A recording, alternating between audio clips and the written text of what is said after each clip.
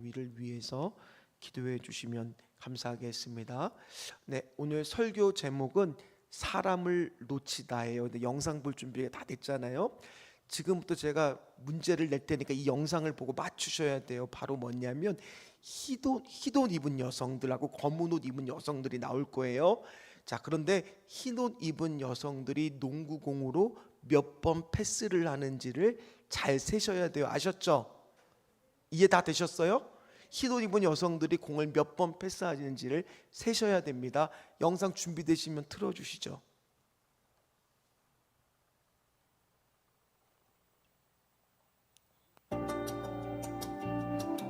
여러분들은 이제 짧은 동영상 하나를 보실 겁니다. 동영상에 등장하는 여성 가운데 흰옷을 입은 여성들이 공을 몇 번 패스하는지를 맞춰보세요.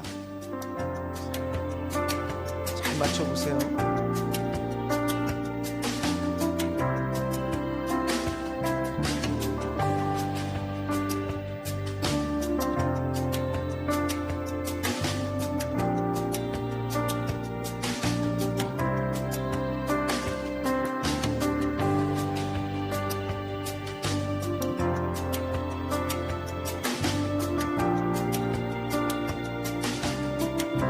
잠깐 멈춰보시죠.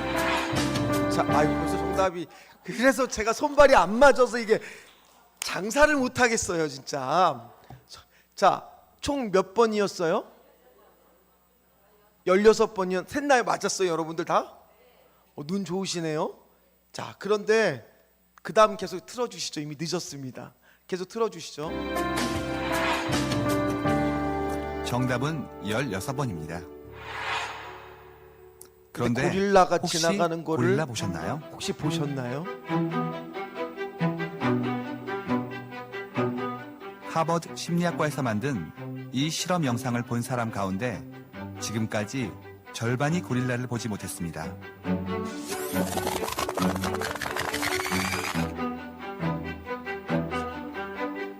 고릴라를 보셨다면 여성 한 명이 밖으로 나가고 커튼 색깔이 바뀐 건 어떤가요? 보셨나요? 있는데 못 보는 거죠. 그리고 없다고 생각하는 거죠. 우리가 그 관성에 따라서 자기 하는 일에 막 몰두하고 이러다 보면 이 세상이 바뀌는 걸 잘 모르거든요. 못 본 사람들은 아예 못 봤다는 인지조차 못 합니다. 자, 여기까지 봐도 될 것 같아요. 자, 혹시 고릴라를 보신 분? 별로 안 되죠, 생각보다. 그런데 심지어 한 사람이 빠진 걸 보셨어요? 그리고 커튼 색깔까지 바뀌는 총 3가지의 변화가 있었습니다. 근데 여러분 눈치채셨어요? 3가지를 다? 3가지는 아마 고릴라를 보신 분들도 대단하지만 저도 이게 고릴라까지는 봤는데 커튼 색감 바뀐 거는 저도 모르더라고요.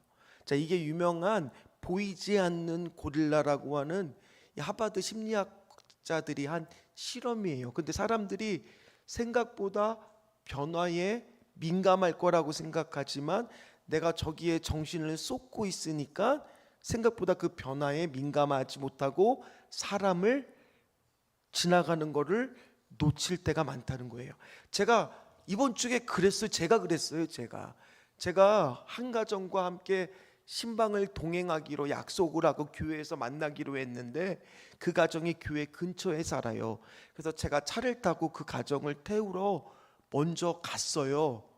그리고 다시 전화가 우리 아내한테 온 겁니다. 어디냐고. 그 가정 태우려고 갔다고. 그 가정은 벌써 교회에 와 있다는 거예요. 그래서 다시 차를 돌려서 왔죠. 알고 보니까 제가 운전하고 지나가는데 요 벤치에 앉아서 저를 향해서 막 했는데 제가 못 보고 있더라는 거예요. 잠깐 정신을 다른 곳에 그분들 태워야 되는 그곳에만 집중하다 보니까 우리 안에도 어떤 일이 생기느냐면 생각보다 변화를 놓칠 때가 많다는 거예요. 사람을 못 볼 때가 많다는 거예요. 또한 사람을 놓치지 않는다는 것은 결국에는 뭐냐? 다르게 얘기하면 내가 이웃에 관심이 없으면 이웃도 어떻게 될까 싶습니까? 놓치기가 쉽다는 거예요. 그래서 제가 예배 드릴 때 저만 보지 말고 가끔은 어디도 보라고 말씀을 드렸어요. 옆 사람도 좀 보고 옆에도 좀 보시라고. 오늘 누가 안 왔는지 저만 보고 가시면 오늘 갑자기 평상시에 나오던 분들 중에서 안 보이는 분이 누군지 여러분들 알까요? 모를까요? 모르시는 거예요. 그래서 한 번씩 옆 사람 중에 혹시 누가 아픈 건 아닌가, 그런 이웃에 대한 관심과 사랑이 우리 안에 필요하다라는 거예요. 오늘 말씀이 그런 내용입니다. 자, 보세요. 1절 말씀을 보니까요, 오늘 말씀을 듣는 대상들이 나옵니다. 자, 빨간 글씨만 같이 읽어볼까요? 곧 백성들의, 자, 그렇다는 얘기는 교회로 따지면 리더들이고 중직자들이고 신앙생활을 오래 하신, 특별히 이 수요 예배에 나올 정도면은 교회에서 다 직함들을 하나씩은, 봉사들은 하나씩은 많이 하시는 분들이 대부분일 거예요. 그러니까 여러분들이 지도자들인 거 맞습니까? 그런 사람들 오늘 들으라는 말씀이에요. 그러니까 오늘 여러분들이 잘 들으셔야 된다는 말씀입니다. 자, 오늘 1절 말씀을 보니까 특별히 어떤 사람들이, 특별히 지도자 중에서도 사람들 이웃을 못 보기가 쉬우냐. 오늘 화 있을진저 어떤 사람이요? 시온에서 어떤 사람이요? 교만한 사람이래요. 특별히 시온이라고 하는 예루살렘, 영적으로 교만한 사람, 그런 사람들이 오늘 사람을 못 볼 경우가 많다는 거예요.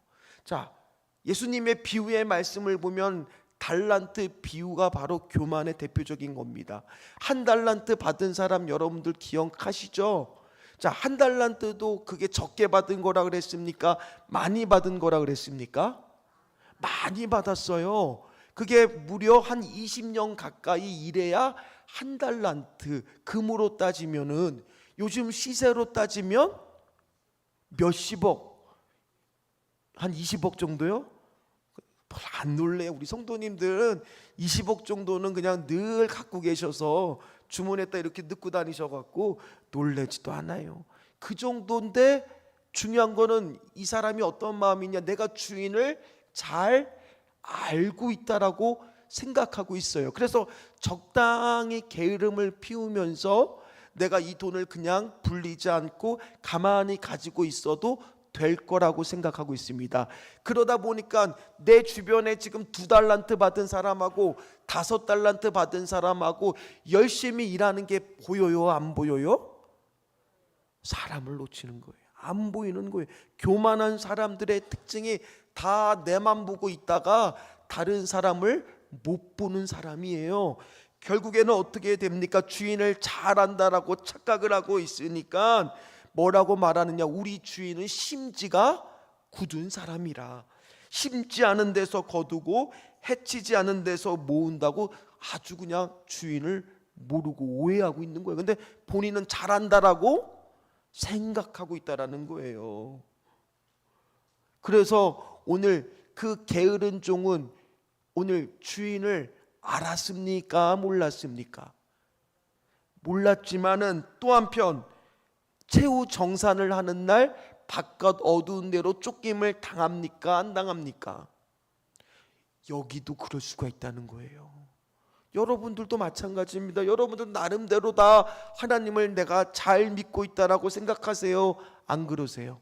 하나님을 알고 있다라고 생각하세요? 안 그러세요? 대답은 못 하시겠지만 그래도 나도 신앙생활을 이 정도 하고 내가 이 정도 수요예배 나올 정도의 열심이면 하나님에 대해서 어느 정도는 내가 그래도 알고 있다라고 생각할 수도 있다는 거예요. 근데 그런 사람들을 오늘 하나님은 뭐라고 말하고 있느냐? 교만한 자다. 사랑하는 성도 여러분, 여러분들이 여러분들만 자꾸 보다 보면 어떤 자가 되기 쉬워요? 주님의 마음을 모르는 자, 오늘 영적으로 교만한 자가 되기 쉽다는 거예요. 성경에 보면요, 사단과 마귀도 귀신들도 예수님을 뭐 했다라고 나와요? 몰랐다 그래요? 알았다 그래요? 알았다고 하더라는 거예요. 진짜 예수님을 우리가 경험하고 아시는 분들은 겸손합니다. 내가 주님에 대해서 안다고 함부로 말하지를 모르고 하나님의 뜻을 계속 알고 싶어서, 그래서 우리가 주일에 설교 들을 때 하나님은 어떤 믿음을 우리에게 듣기를 원하십니까? 내가 주를 믿나이다. 그러나 나의 믿음 없음을 도와 주시옵소서. 그 고백을 하는 것을 원한다라고 말씀을 드렸지 않습니까? 오죽하면 성경은요, 교만한 자를 대적하시겠다라고 말씀까지 하실까. 그 당시에 북이스라엘은요, 유례없는 아주 풍요로운 삶을 살았습니다. 그래서 그들은 자신의 구축한 삶이 안전망이 잘 쳐 있다라고 생각을 했습니다. 그래서 끄떡없이 지금 이 풍요로운 삶에 취해서 살고 있었어요. 그래서 노후 준비고 뭐고 다 끝냈다라고 생각했습니다.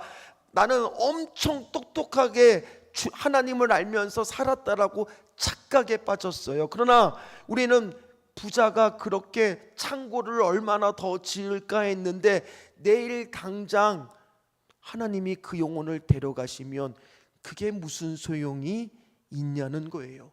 세상 사람들은 그런 사람들을 향해서 노후 준비를 하고 보험 잘 들어놓고 다 재산적으로 완벽하게 갖춰진 거를 똑똑한 사람이라고 말하지만, 성경은 뭐라고 말하고 있느냐? 어리석은 부자다라고 말하더라는 거예요. 그래서 오늘 성경은 계속해서 2절에 뭐라고 말하느냐?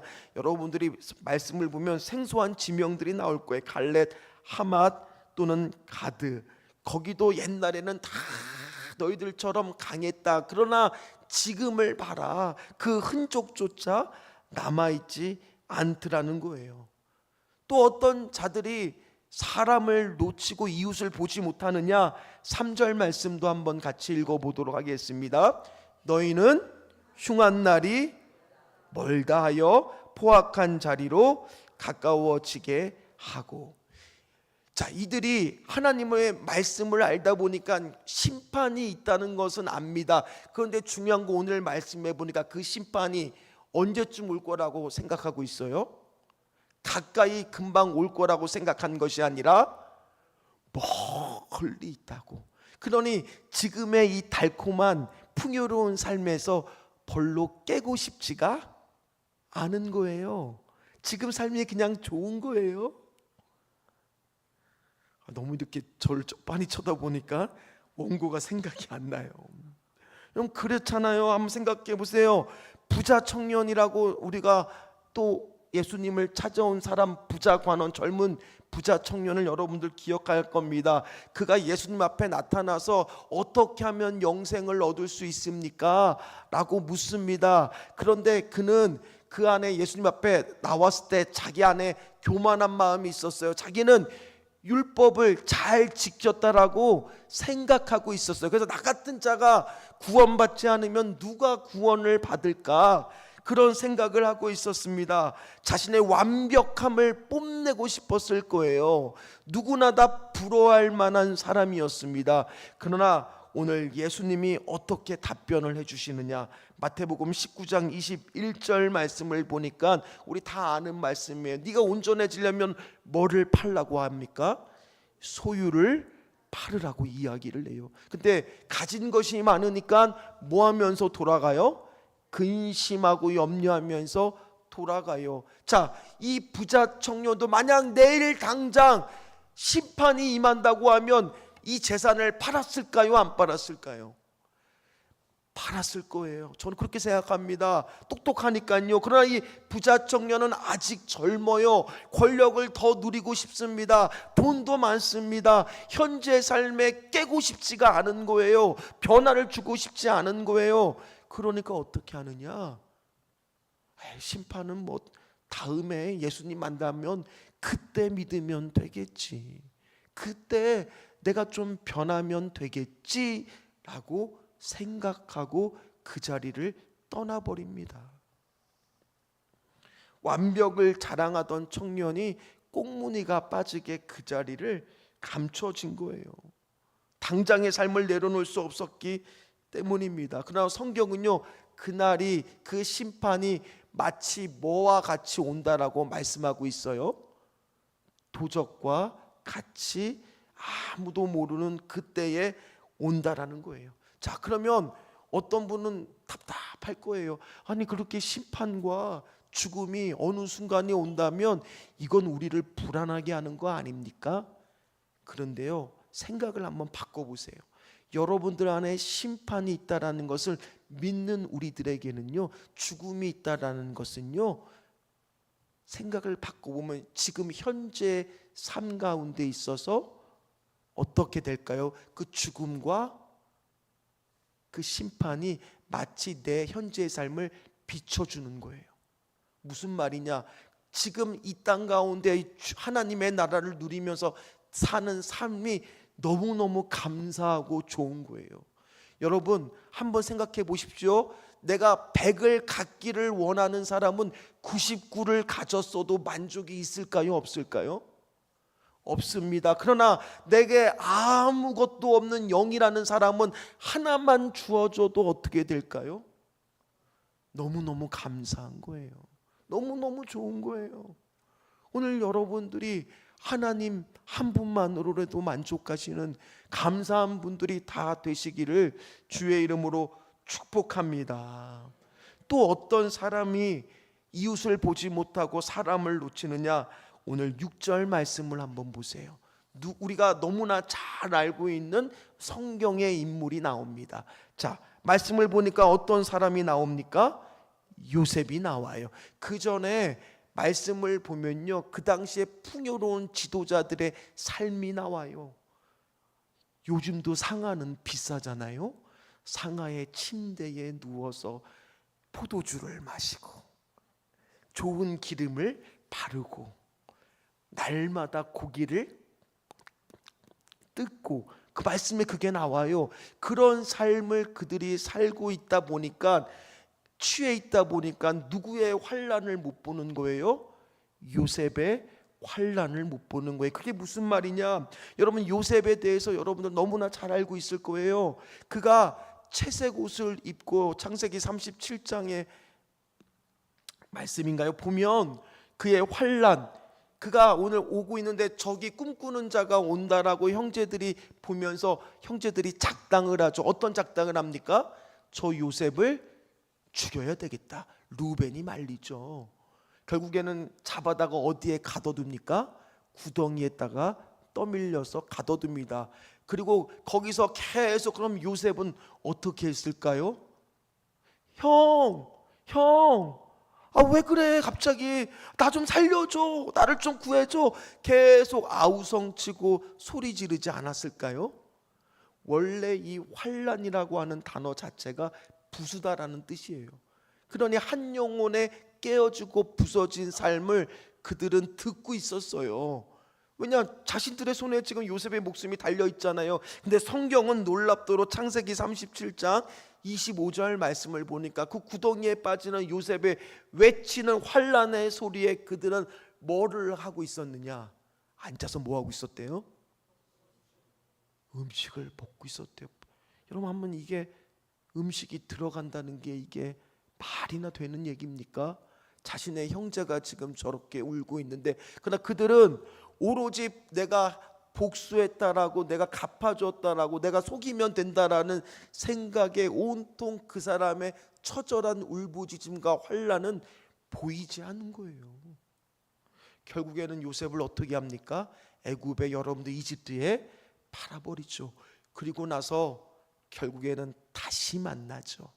다시 만났는데, 자, 요셉은 형들을 알아보지만 형들은 요셉을 못 알아보죠. 그리고 형들을 앉히는데 신기하게도 모순으로 요셉이 딱 앉혀요. 아유, 우리 성도들 성경도 잘 알아요. 다 앉힙니다. 그런데 형들 입에서 어떤 고백을 하느냐? 창세기 42장 21절 말씀을 한번 같이 읽겠습니다.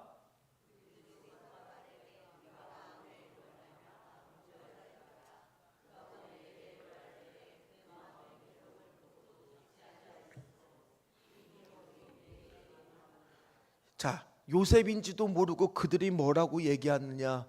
이 괴로움이 우리에게 임하도다. 22년 만에 만났어요, 요셉을.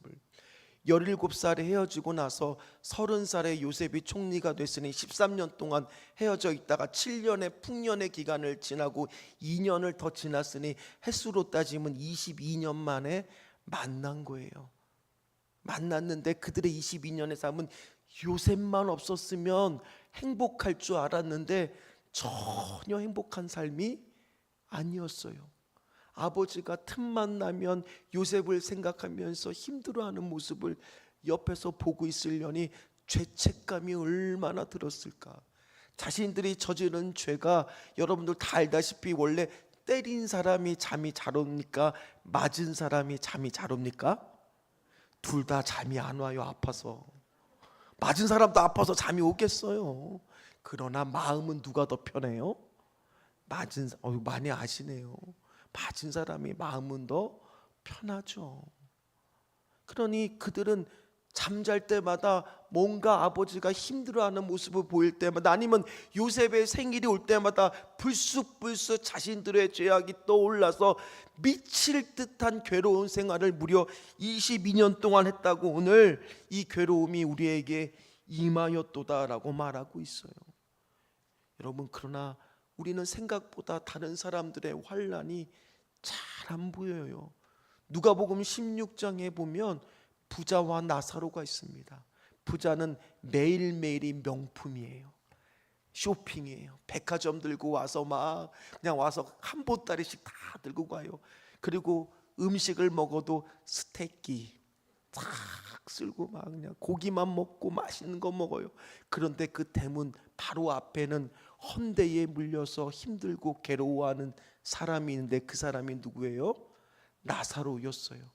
그 나사로한테 상에 흘린 것들만 겨우 먹어서 생명을 연장하고 있는데 밥 한 끼 따뜻하게 좀 해서 먹여도 충분했을 텐데 부자는 자기 문 밖에 있는 나사로를 알았을까요? 몰랐을까요?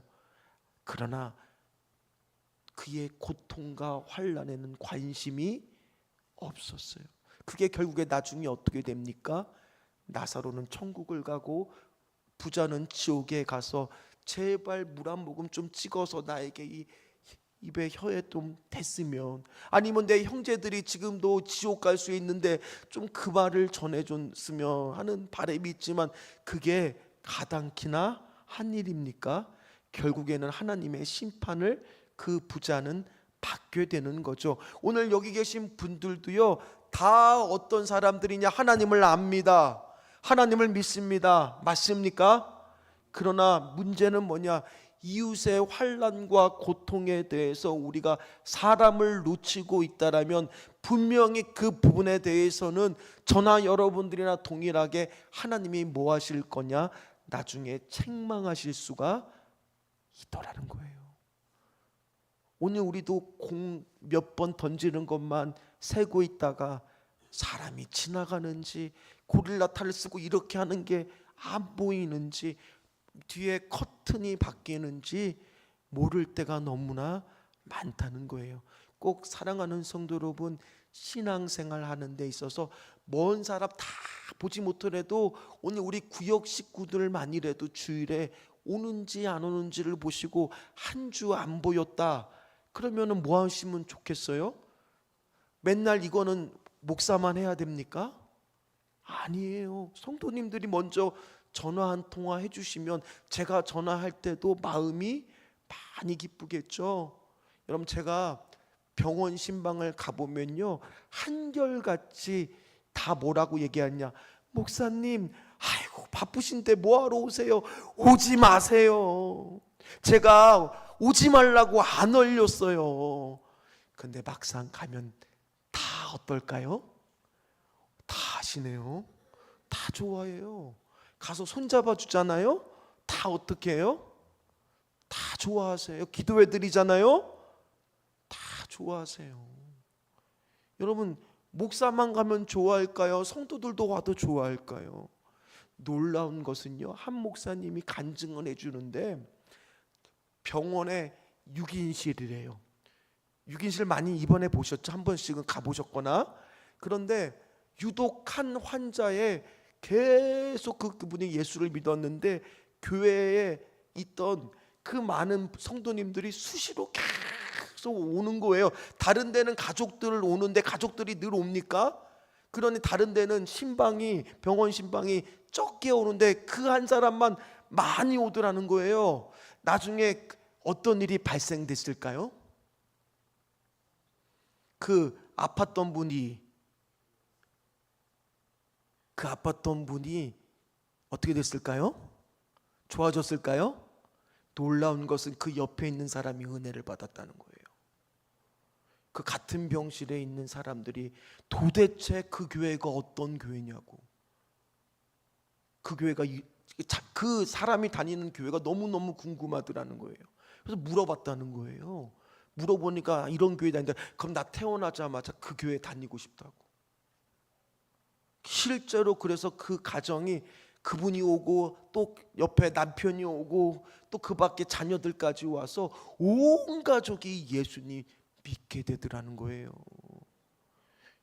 사랑하는 성도 여러분, 우리가 주변에 옆을 좀 쳐다보면요, 그 사람 힘들어하는 영혼들 차 한 잔, 격려 한마디, 신방 하나, 목양이 중요한 거예요.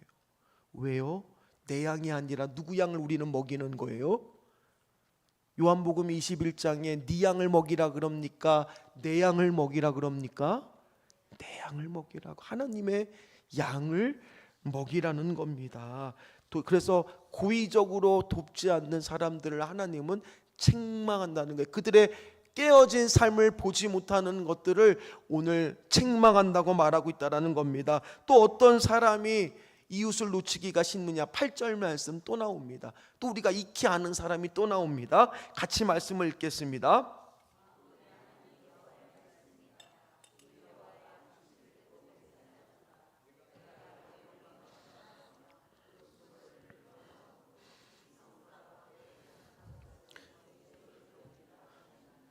너무 잘 아는 사람 나오죠. 누구예요? 이름 뜻 자체가 무슨 뜻이에요? 속이는 자. 야곱은요, 항상 기만하게 계획을 세웠던 사람이에요. 단 계획대로 안 될 때가 많았죠. 아마 MBTI로 보면 J형인 것 같아요. 계획을 잘 세웠습니다. 그죠? 형 에서를 만날 때도 어떻게 했습니까? 나름대로 대안을 세워놨죠. 자기에게 보다 사랑하는 아내와 그 자녀들은 후방에 배치하고 자기는 뒤에 가고, 앞에는 덜 사랑하는 자녀들이나 자기들의 아내들을 배치했다가 에서가 탁 쳐면은 자기는 뒤에서 얼른 뭐 하려고요? 도망가려고 이런 계획을 세웠던 사람입니다. 항상 그의 인생에는요, 세컨드 플랜을 열심히 B 플랜을 세웠던 사람이에요. 대안을 갖고 있었던 사람이에요. 물론 그게 항상 뜻대로 안 됩니다. 그런데 그 사람이요, 어떻게 바뀌었느냐?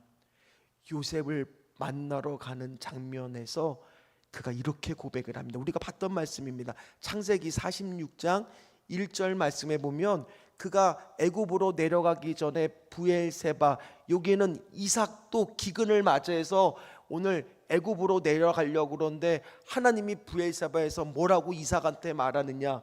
가지 말라고 명령하는 거거든요. 근데 오늘 분명히 말씀에 보니까요, 오늘 뭐라고 나오느냐? 야곱의 하나님이라고도 말해도 되는데 특별히 오늘 야곱인데 무슨 하나님이라고 말하고 있어요, 성경에? 그럼 자신의 아버지와 똑같이 하고 있는 거예요. 즉 그가 예전 같으면 하나님한테 먼저 물어보는 게 아니라 어떻게 행동합니까? 내가 이집트로 내려가면은 요렇게 딱 하고 저렇게 할 거다라고 나름대로 자신의 뜻과 계획을 세웠던 사람이 바뀌고 나니까 누구한테 그 뜻을 물어요?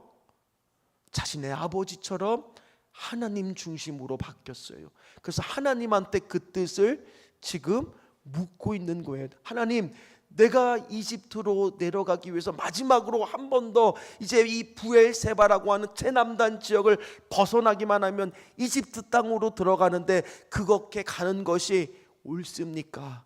자기 아버지는 그곳으로 가지 말라고 했는데 아무리 거기에 보고 싶어하는 요셉이 있더라고 하더라도 그것이 맞는지 한 번 더 물어봤다는 거예요. 여러분, 우리 야곱이 달라졌어요.